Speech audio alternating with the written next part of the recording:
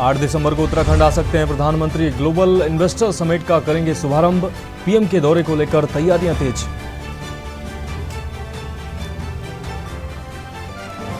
चार दिसंबर को धामी की कैबिनेट बैठक। कई अहम प्रस्तावों पर लग सकती है मुहर। सीएम धामी की अध्यक्षता में बैठक का होगा आयोजन।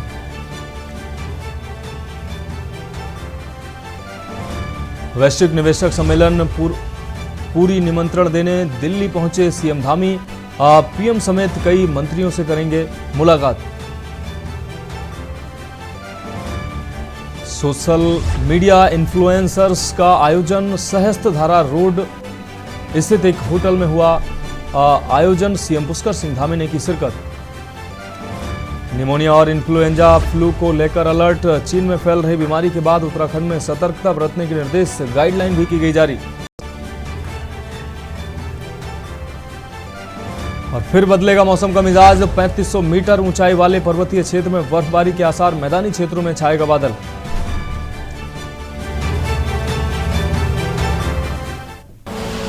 आप देख रहे हैं के न्यूज, खबरों का सारथी। नमस्कार, उत्तराखंड की खबरों के साथ मैं हूं मनोज मानस। रुख करेंगे खबरों का। देवभूमि उत्तराखंड में मंत्रियों और विधायकों की गुंडागर्दी और दबंगई थमने का नाम नहीं ले रही है। पहले कैबिनेट मंत्री प्रेमचंद अग्रवाल द्वारा युवक से मारपीट का वीडियो सामने आया और अब ऐसा ही कुछ बीजेपी के लैंसडाउन विधानसभा से विधायक दिलीप रावत का सामने आया है। मिली जानकारी के मुताबिक भाजपा समर्थक की गाड़ी का चालान होने से लैंसडाउन के भाजपा विधायक दिलीप रावत काफी नाराज हो गए। उन्होंने परिवहन विभाग के अधिकारी को पहले खरी खोटी सुनाई। उसके बाद विधायक दिलीप रावत ने बीच सड़क पर ही अधिकारी को थप्पड़ मारने के लिए हाथ भी उठाया। बताया जा रहा है कि यह घटना कोटद्वार की है, जहां विधायक दिलीप रावत और परिवहन अधिकारी हरीश सती के बीच हुए इस घटनाक्रम का किसी ने वीडियो बना लिया। अब यह सोशल मीडिया पर काफी वायरल हो रहा है। जनता जब आपको अपना जनप्रतिनिधि चुनती है तो ये उम्मीद करती है कि आप जनता के साथ व्यवहार ठीक करेंगे और जो अच्छा काम करता है उस अधिकारी कर्मचारी की आप प्रशंसा करेंगे, उसको सम्मान देंगे। मगर भारतीय जनता पार्टी की प्रचंड बहुमत की प्रचंड अहंकारी सरकार के एक ऐसे मुख्यमंत्री जो हारे हुए विधायक और जबरदस्ती जिताए हुए विधायक बनकर मुख्यमंत्री की कुर्सी पर बैठाए गए और नरेंद्र मोदी जी ये बताए कि आपके विधायक आखिर करना क्या चाहते हैं। उत्तराखंड में अव्यवस्थाओं का दौर है। मुख्यमंत्री को पता नहीं है कि हो क्या रहा है और करना क्या है। और अब देखिए कि पहले प्रेमचंद अग्रवाल ने कैसे सरेआम एक व्यक्ति की पिटाई करी, कैसे आंदोलनकारियों के साथ बदतमीजी करी, और अब दिलीप महंत अपने आप को कहने वाले लैंसडाउन के विधायक, जिनका मैं आज तक बड़ा सम्मान करती थी, मगर आज उनकी असलियत देखकर ऐसा लग रहा था जैसे सत्ता की हनक और विधायक की धमक, इसके तहत जीने पर मजबूर होना पड़ेगा उत्तराखंड की जनता को। अब रुक करेंगे अगली खबर का। उत्तरकाशी की सिलक्यारा टनल में फंसे उत्तराखंड कोटद्वार के गब्बर सिंह नेगी अपने घर कोटद्वार पहुंच गए। कोटद्वार पहुंचने पर स्थानीय लोगों ने ढोल नगाड़ों के साथ गब्बर सिंह नेगी का जोरदार स्वागत किया। इस दौरान उत्तराखंड विधानसभा अध्यक्ष व कोटद्वार से विधायक ऋतु खंडूरी भूषण ने कोटद्वार के लालपनी के विशनपुर स्थित गब्बर सिंह के आवास पर पहुंचकर उनका स्वागत कर सम्मानित किया। इस अवसर पर विधानसभा अध्यक्ष ने उनके जज्बे और साहस की सराहना की।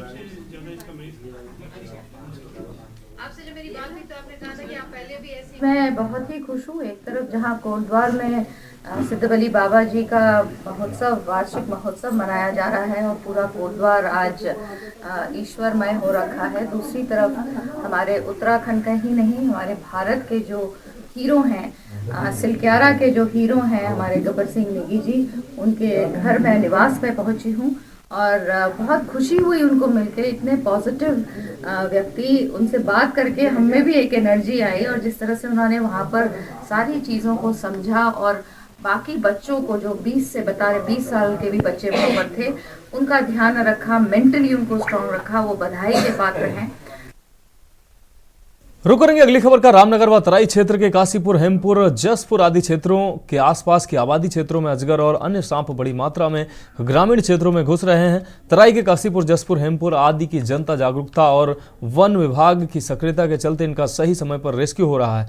रामनगर तराई पश्चिम वन प्रभाग और स्थानीय जनता के सहयोग से आपको बता दें सर्फ विशेषज्ञ तालिब हुसैन के सहयोग से 2 बड़े अजगरों को तराई क्षेत्रों से सकुशल रेस्क्यू किया गया। वहीं जानकारी देते हुए तराई पश्चिम वन प्रभाग के डीएफओ प्रकाश आर्या ने बताया कि स्थानीय जनता की सुरक्षा और जनता से सांपों की सुरक्षा का पूरा ध्यान रखा जा रहा है, जिससे सूचना मिलते ही सांपों को रेस्क्यू कर आबादी से दूर छोड़ा जा रहा है।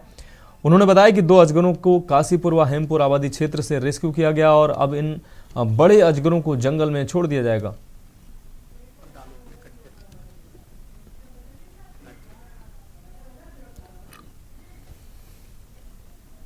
ये जो पहल है हम लोग वन विभाग की तरफ से कि जो आबादी के अंदर जो सांप और विभिन्न प्रजातियों के जो सांप आ जाते थे उनका रेस्क्यू करने का जो कार्य है ये काफ़ी समय से हम लोग कर रहे हैं और ये बड़ा एक अच्छा इसकी पहल है। ये अभी जो आप देख रहे हैं 2 अजगर है जिसको बर्मीज पाइथन कहते हैं हम लोग। तो ये बर्मीज पाइथन पकड़े गए हैं, एक काशीपुर से और एक गौशाला से। तो ये जो इसकी ये प्रक्रिया ऐसी हो रही है कि इसकी वजह से जो लोग जनरली पहले क्या करते थे, सांप अगर घर के आसपास कहीं दिख जाता था तो मार देते थे उनको। तो अब वो क्योंकि उनको पता है, सभी लोगों को पता है कि वन विभाग की अपनी टीम है जो कि सांपों का रेस्क्यू करती है, तो तुरंत सभी लोग फोन करते हैं। अब बढ़ेंगे अगली खबर की ओर। देहरादून में 8 और 9 दिसंबर में होने वाली ग्लोबल इन्वेस्टर समिट के लिए धामी सरकार भव्य तैयारियों में लगी हुई है। सरकार ने इसके जरिए 2.5 लाख करोड़ से अधिक के निवेश का लक्ष्य रखा है। वहीं विपक्ष ने सरकार के इस कार्यक्रम पर सवाल खड़े किए हैं। कांग्रेस मुख्यालय देहरादून में पूर्व कांग्रेस प्रदेश अध्यक्ष गणेश गोदियाल ने कहा कि सरकार सिर्फ इवेंट मैनेजमेंट में लगी हुई है, इस समिट से राज्य को कोई लाभ नहीं है। गणेश गोदियाल ने सरकार से मांग की है कि वर्ष 2018 में हुई ग्लोबल इन्वेस्टर समिट से राज्य में कितना निवेश आया, इसका श्वेत पत्र जारी किया जाए। वहीं बीजेपी विधायक विनोद चमोली ने गणेश गोदियाल के इन आरोपों पर पलटवार करते हुए कहा कि कांग्रेस की नकारात्मक राजनीति करने की आदत है, जबकि हकीकत में इन्वेस्टर समिति से राज्य को काफ़ी लाभ हो रहा है। आपको बता दें कि धामी सरकार ने इस ग्लोबल इन्वेस्टर समिति से राज्य में 2.5 लाख करोड़ से अधिक के निवेश का लक्ष्य रखा है।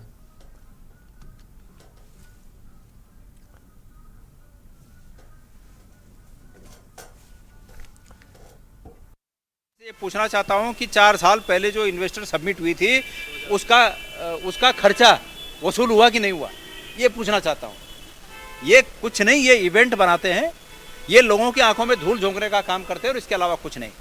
आपको याद दिला दूं, उस समय जो इन्वेस्टर सबमिट हुई थी उसमें जो सबसे बड़ी उम्मीद की किरण थी वो थे मुकेश अंबानी, और मुकेश अंबानी ने यहाँ पर अनुपस्थित होकर, मतलब उस समिट में आए भी नहीं, और ये कह दिया था, याद होगा आपको, ये कह दिया था कि उत्तराखंड में मैं जियो की जो पूरे लाइनें बिछा रहा हूँ वही मेरा बहुत बड़ा योगदान है।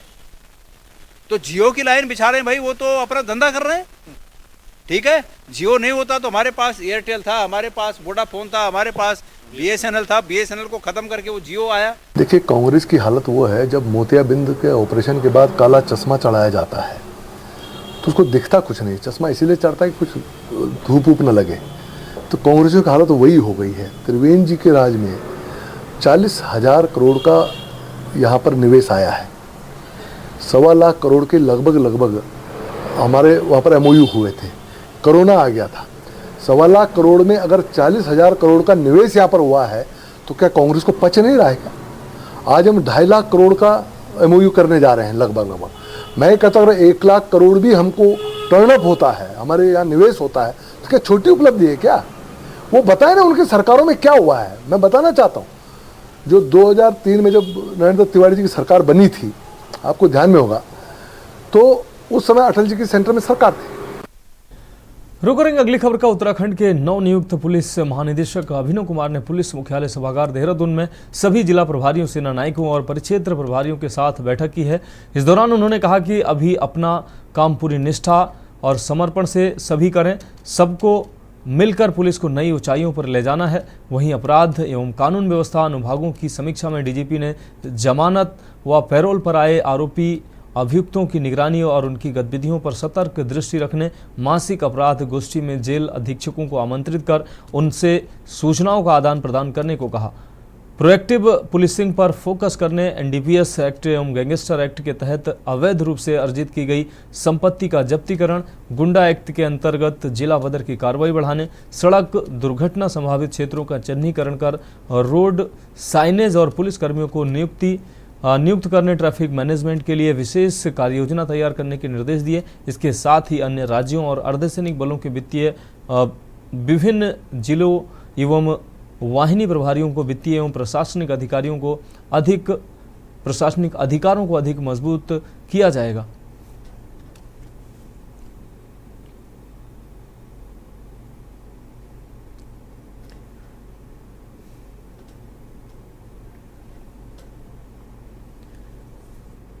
अब बढ़ेंगे अगली खबर की ओर। मुख्यमंत्री पुष्कर सिंह धामी के सचिव डॉक्टर सुरेंद्र नारायण पांडे नैनीताल जिले के दौरे पर रहे, जहां उन्होंने नैनीताल जिले में हो रहे विकास कार्यों को लेकर जिले के विभागों के सभी अधिकारियों के साथ कार्यों को लेकर समीक्षा बैठक की।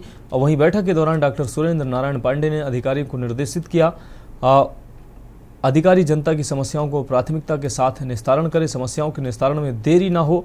वहीं समस्या के निस्तारण के बाद से दूरभाष व वार्ता कर शिकायतकर्ता इस बारे में बताए। वहीं बैठक में मुख्यमंत्री के द्वारा जिले भर में की गई घोषणाओं की समीक्षा के दौरान डॉक्टर सुरेंद्र नारायण पांडे ने कहा कि जिन घोषणा पर कार्य प्रगति पर है और जो घोषणाएं पूर्ण होने वाली हैं, विकास विभाग उनकी सूचना मुख्य विकास अधिकारी को दे। उन्होंने अधिकारियों को निर्देश दिए हैं कि मुख्यमंत्री की घोषणाओं को प्राथमिकता से करें ताकि वो घोषणा लंबित न हो और समय से पूरा हो सके।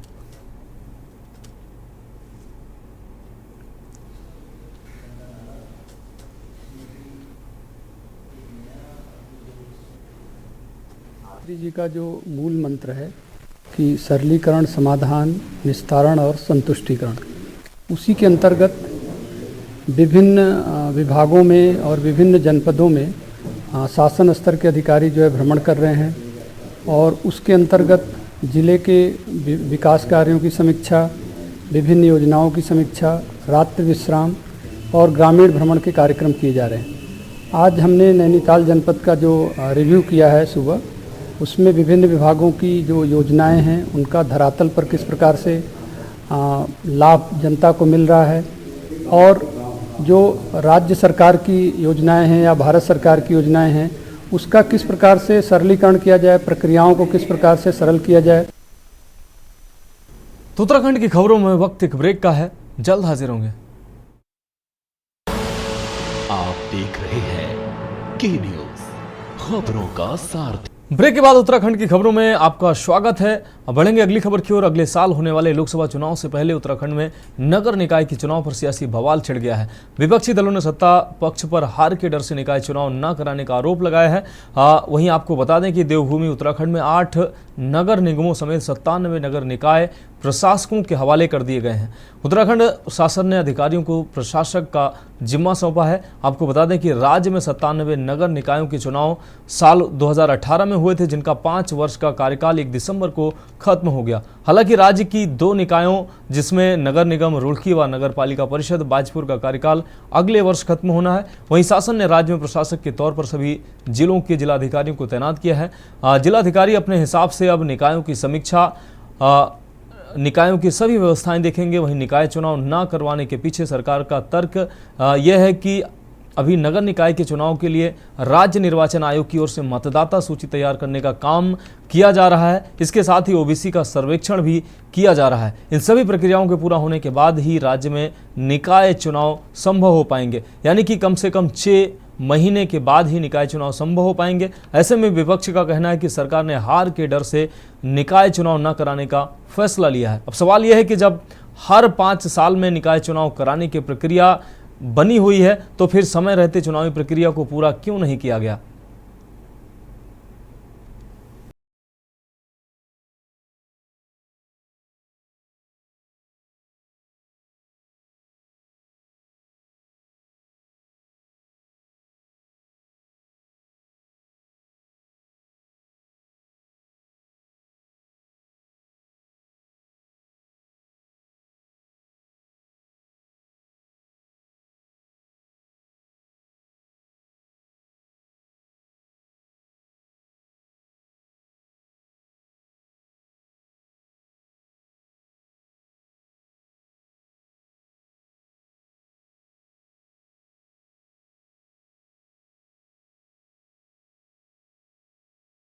प्रशासकों को नगर निगम और नगर निकाय सौंपे जाने से पहले देहरादून नगर निगम की अंतिम बोर्ड बैठक हुई, जिसमें कई महत्वपूर्ण प्रस्तावों पर मुहर लगी। बोर्ड ने शहर में बनाए जा रहे बेडिंग जोन में 50% दुकानें स्थानीय बेरोजगारों को देने, राज्य आंदोलनकारियों को भवन कर में 100% छूट देने समेत कई महत्वपूर्ण प्रस्तावों पर मुहर लगी। इसके साथ ही नगर निगम की ओर से वर्ष से अब निकायों की सभी व्यवस्थाएं देखेंगे। वहीं निकाय चुनाव न करवाने के पीछे सरकार का तर्क यह भी है कि अभी नगर निकाय के चुनाव के लिए राज्य निर्वाचन आयोग की ओर से मतदाता सूची तैयार करने का काम किया जा रहा है। इसके साथ ही ओबीसी का सर्वेक्षण कार्य किया जा रहा है। इन सभी प्रक्रियाओं के पूरा होने के बाद ही राज्य में निकाय चुनाव हो पाएंगे, यानी कि कम से कम 6 माह बाद ही निकाय चुनाव संभव हो पाएंगे। ऐसे में विपक्ष का कहना है कि सरकार ने हार के डर से निकाय चुनाव न कराने का फैसला लिया है। जो जनहित में निर्णय है, जो किसी के व्यक्तिगत नहीं थे, जो जनहित में निर्णय थे, उनको लिया गया। अधिकतर निर्णय हुए, 1-2 को छोड़ के बाकी सब निर्णय हुए। तो 1 आध पार्षदों ने दिए हैं, तो वो भी जनहित में थे। इसलिए जो है आज जितने प्रस्ताव थे सब में सर्वसम्मति से बोर्ड ने स्वीकृत करे हैं। लास्ट में बोर्ड ने, हमारे हरि भट्ट जी हैं, उन्होंने कहा है कि आज तक आपने विकास कार्यों के लिए सभी क्षेत्रों में पैसा आवंटित किया है, तो लास्ट में भी आप जाते जाते कुछ कर जाइए। तो लास्ट में उन्होंने कहा, लास्ट में हमने भी 50-50 लाख की सभी वार्डों में स्वीकृति दी है। कुल मिलाकर लोकसभा चुनाव से पहले राज्य में निकाय चुनाव पर सियासत गर्मा गई है। सरकार चुनाव से संबंधित जरूरी कार्रवाई पूरी न होने का हवाला दे रही है, जबकि विपक्ष की चिंता है कि सरकार लोकसभा चुनाव के प्रशासकों के सहारे लोकसभा चुनाव को प्रभावित कर सकती है। इसके साथ ही विपक्ष का कहना है कि सरकार हार के डर से निकाय चुनाव नहीं करा रही है। ऐसे में सवाल यह है कि आखिर क्यों समय रहते सभी प्रक्रियाएं पूरी नहीं की गईं? न करवाने के पीछे सरकार का तर्क यह भी है कि अभी नगर निकाय के चुनाव के लिए राज्य निर्वाचन आयोग की ओर से मतदाता सूची तैयार करने का काम किया जा रहा है। इसके साथ ही ओबीसी का सर्वेक्षण कार्य किया जा रहा है। इन सभी प्रक्रियाओं के पूरा होने के बाद ही राज्य में निकाय चुनाव हो पाएंगे, यानी कि कम से कम 6 माह बाद ही निकाय चुनाव संभव हो पाएंगे। ऐसे में विपक्ष का कहना है कि सरकार ने हार के डर से निकाय चुनाव न कराने का फैसला लिया है। पास एक बड़ा तंत्र है अपनी नाकामी को अपने पक्ष में करने का। अभी इस टनल वाले में आपने देखा 17 दिन तक कुछ नहीं हुआ, आज उसको उत्सव बना लिया। पुलवामा की घटना घटी, उसमें उत्सव मना लिया। आज अपनी इस वजह से वो चुनाव नहीं कराएंगे। मैंने आपसे पहले भी कहा था, क्योंकि वो हमारे अंकिता भंडारी मर्डर केस में बैकफुट में थे, हमारे अग्निवीर योजना की वजह से बैकफुट में थे, पेपर लीक की वजह से बैकफुट में थे, SSC भर्ती घोटाले की वजह से थे, केदारनाथ में सोने की चोरी को लेकर वो बैकफुट में थे, उन्होंने चुनाव नहीं कराए। लेकिन उन्होंने प्रशासक बैठा के अग्रिम चुनाव में, जो आगे आने वाला चुनाव है, उसके लाभ लेने का पूरा प्रयास किया है। प्रशासकों को बैठाएंगे, स्थानीय बीजेपी के नेताओं के हिसाब से प्रशासक सरकार के दबाव में काम करेंगे और आने वाले लोकसभा चुनाव को प्रभावित करने की कोशिश करेंगे। लेकिन कांग्रेस अपनी पैनी दृष्टि बना के रखी है, कोई भी गलत काम, कोई भी इस तरह का काम जो चुनाव को प्रभावित करेगा, कांग्रेस के साथी उसको नहीं होने देंगे। उत्तराखंड सरकार ने नगर निकाय चुनाव में राज्य सरकार की जो अब तक के परफॉर्मेंस थी, जो विकास कार्यों की उनकी गति थी, उसके आधार पर कई सर्वे कराने के बाद जब उनको ये जानकारी मिली कि नगर निकाय चुनाव में भाजपा बुरी तरह हार का सामना उसको करना पड़ेगा और उसका नुकसान जो है उनको लोकसभा चुनाव में उठाना पड़ेगा, इस बात को देख करके उन्होंने नगर निकाय चुनाव लोकसभा चुनाव से पहले कराने का साहस नहीं कर पाए और नगर निकाय पर प्रशासकों को बिठाने का आदेश जारी कर दिया। आज से नगर निकाय प्रशासकों के हवाले हो गए। 74वां संविधान संशोधन में जो व्यवस्था है कि निर्वाचित प्रतिनिधि का चार्ज निर्वाचित प्रतिनिधि को दिया जाएगा, भाजपा की सरकार ने, डबल इंजन की सरकार ने, कहे ट्रिपल इंजन की सरकार ने, दूसरी पारी की सरकार ने जिस तरह से हार के डर से उस नियम की अवहेलना की, वो तो अपने आप में चिंताजनक है ही, लेकिन उसके साथ साथ ये भविष्य के लिए एक नया संकेत जो लोगों को मिल रहा है कि अब जो लोग प्रधान के चुनाव में भी मोदी जी का फोटो लड़ करके जीतने की उम्मीद लगाते थे, अब विधानसभा और लोकसभा के चुनाव में मोदी जी का वो चेहरा उनको कोई लाभ नहीं देने वाला है और इस समय उत्तराखंड की सरकार मोदी जी के दबाव में नगर निकाय चुनाव को टाल करके प्रशासक बिठा करके अब लोकसभा चुनाव के लिए एक नए भ्रष्टाचार की बुनियाद रखने का काम कर रही है। अरे एक व्यवस्था है, टर्म समाप्त हो गया, ओबीसी का सर्वे चल रहा है,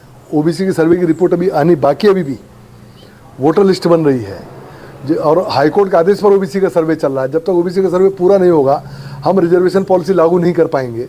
रिजर्वेशन पॉलिसी लागू करने के बाद ही चुनाव करा पाएंगे, उसके कारण ये मामला डिले हुआ है। बहुत सामान्य सी चीज़ है, ये लीगलिटीज में फंसा हुआ मामला है।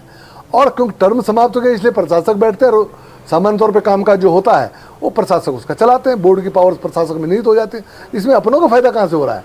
ये तो एक प्रक्रिया है, उस प्रक्रिया का पालन हम लोग कर रहे हैं। कुल मिलाकर लोकसभा चुनाव से पहले राज्य में निकाय चुनाव पर सियासत गर्मा गई है। सरकार चुनाव से संबंधित जरूरी कार्रवाई पूरी न होने का हवाला दे रही है, जबकि विपक्ष की चिंता है कि सरकार लोकसभा चुनाव के प्रशासकों के सहारे लोकसभा चुनाव को प्रभावित कर सकती है। इसके साथ ही विपक्ष का कहना है कि सरकार हार के डर से निकाय चुनाव नहीं करा रही है। ऐसे में सवाल यह है कि आखिर क्यों समय रहते सभी प्रक्रियाएं पूरी नहीं की गईं। अब बढ़ेंगे अगली खबर की ओर। कालाढूंगी के वार्ड नंबर 1 में से दूसरे दिन भी गुलदार पिंजरे में कैद हुआ। आपको बता दें, वन विभाग द्वारा वन क्षेत्राधिकारी कालाढूंगी मुकेश जोशी के नेतृत्व में चलाए जा रहे सर्च ऑपरेशन के अंतर्गत लगाए गए पिंजरे में लगातार दूसरे दिन एक और गुलदार कैद हो गया। बताते चलें कि बीते 2 नवंबर की रात को एक गुलदार ने कालाढूंगी के वार्ड नंबर 1 निवासी 5 वर्षीय बच्ची को अपना निवाला बना लिया था, जिसको पकड़ने के लिए कालाढूंगी रेंज द्वारा कई स्थानों पर पिंजरे लगाए गए थे। रात्रि को बच्ची के घर के पास वाले बगीचे में लगे पिंजरे में गुलदार कैद हो गया। सुबह निगरानी करने वाली टीम ने पिंजरे में गुलदार को देखते ही वन क्षेत्राधिकारी सहित अपने अधिकारियों को सूचना दी। वन विभाग द्वारा गुलदार को मय पिंजरे के रामनगर रेस्क्यू सेंटर पहुंचाया गया। मुकेश जोशी ने बताया कि गुलदार का सैंपल लेकर हैदराबाद भेजा जाएगा। रिपोर्ट आने के बाद ही आगे की कार्रवाई की जाएगी।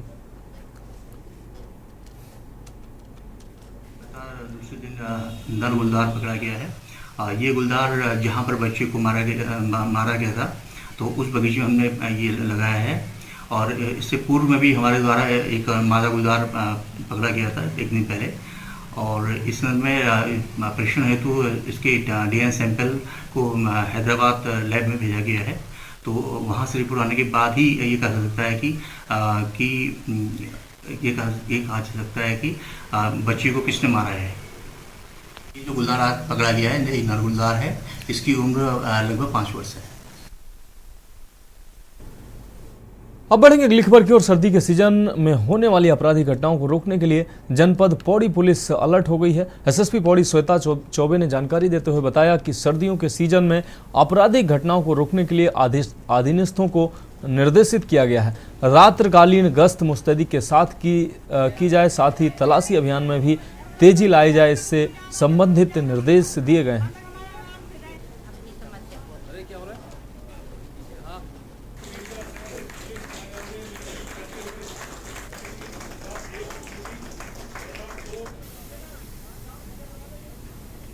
क्योंकि अब ठंड का मौसम आ रहा है और इस सीज़न में नकबजनी, लूट, इन सब की घटनाएं बढ़ जाती हैं, तो रात्रि की जो हमारी गश्त पिकेटिंग की व्यवस्था है उसको और अधिक प्रभावशाली करने हेतु निर्देश दिए गए हैं।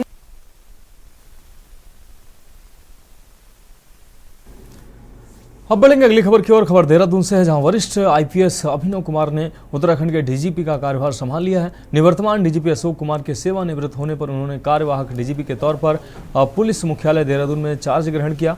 चार्ज संभालने के बाद अभिनव कुमार ने कहा कि पीड़ितों को न्याय दिलवाना और कानून व्यवस्था सुदृढ़ करवाना उनकी पहली प्राथमिकता है। इसके साथ ही साइबर अपराध एक सबसे बड़ी चुनौती है, इससे निपटने के लिए हमें बेहद मजबूत होना होगा। इसके लिए सिपाही स्तर से ही साइबर एक्सपर्ट तैयार करने होंगे। हमें सिपाहियों को भी साइबर अपराधों से निपटने के लिए ट्रेंड करना होगा। इसके लिए जल्द ही कार्ययोजना तैयार की जाएगी। इसके अलावा महिला अपराधों की रोकथाम के लिए भी विशेष प्रयास करने होंगे।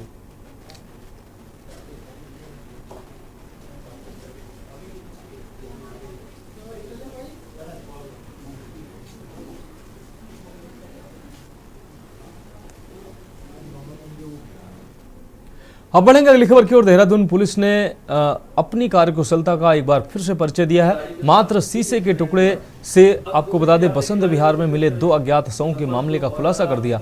कुछ दिन पहले थाना बसंत विहार में 2 अज्ञात शव मिले थे। पुलिस ने तत्परता दिखाते हुए मामले की जांच शुरू की। पोस्टमार्टम रिपोर्ट में सामने आया कि दोनों की मृत्यु किसी वाहन के टक्कर लगने से हुई है। मामले को गंभीरता से लेते हुए पुलिस ने घटनास्थल का जायजा लिया, जिससे महिला सड़क किनारे नहर में गिर गई और पुरुष सड़क किनारे गिर गया था, लेकिन पकड़े जाने के डर के कारण आरोपी शाहरुख ने सबूत मिटाने की कोशिश की और पुरुष को भी नहर में फेंककर घटना स्थल से फरार हो गया था।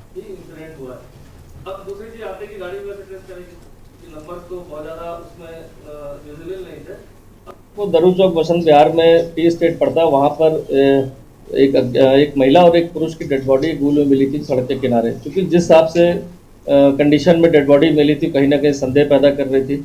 लेकिन इन्वेस्टिगेशन के दौरान ये चीज़ें क्लियर हो पाई कि ये दोनों जो लोग थे महिला पुरुष, वो कहीं एक दूसरे से परिचित नहीं थे और अलग अलग कामों से, कोई वॉक करने के लिए और कोई अपने अन्य काम से, जैसे महिला थी वो डेली उस रास्तों से जाना था। क्योंकि जिस परिस्थितियों में शव मिला था, सनसनीखेज मामला था, लेकिन कहीं भी इन्वेस्टिगेशन में ऐसे क्लू नहीं आ रहे थे कि जो किसी अन्य साजिश या किसी अन्य अपराध की ओर इंगित करते हो।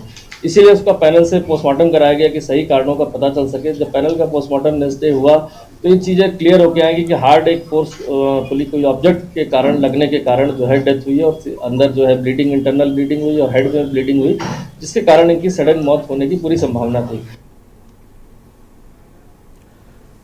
तो उत्तराखंड की खबरों में अभी मेरे साथ इतना ही। मुझे दीजिए इजाजत और आप देखते रहिए के न्यूज़ इंडिया।